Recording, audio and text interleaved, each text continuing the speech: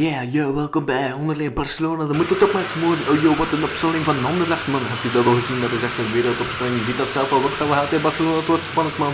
We proberen alles op alles te zijn. En we proberen toch een punt te pakken tegen deze topploeg. Come on!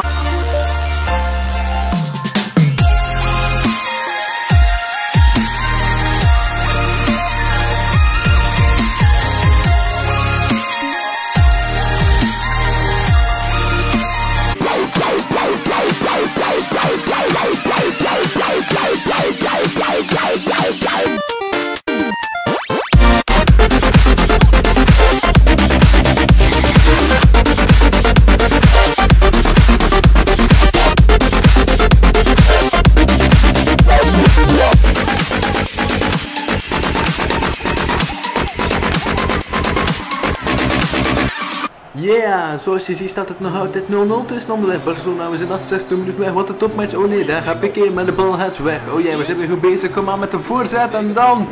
Gelukkig weggegaan. Oh, what the fuck, man. Ga niet naar voren met die bal en die schiet. En gelukkig zit hij ernaast. Ja, man, peace, love.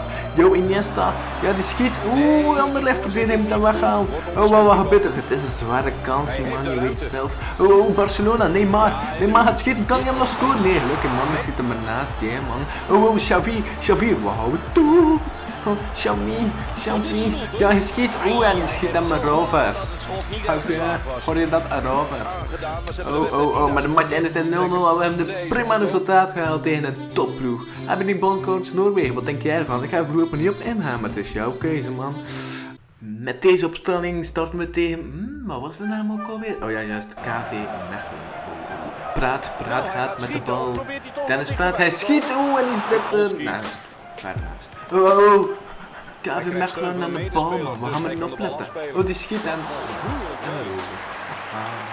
ja, handen omhoog. Ja, de voer, loopactie inzetten. Oei. Ja, Syriac. Op de paal. Mondetje, godverdomme, pot vol koffie. De vrije trap van Kiste en dat draait niks uit. Wat onverwacht. Maar dan. Mooie voorzet. De bal komt op de lat.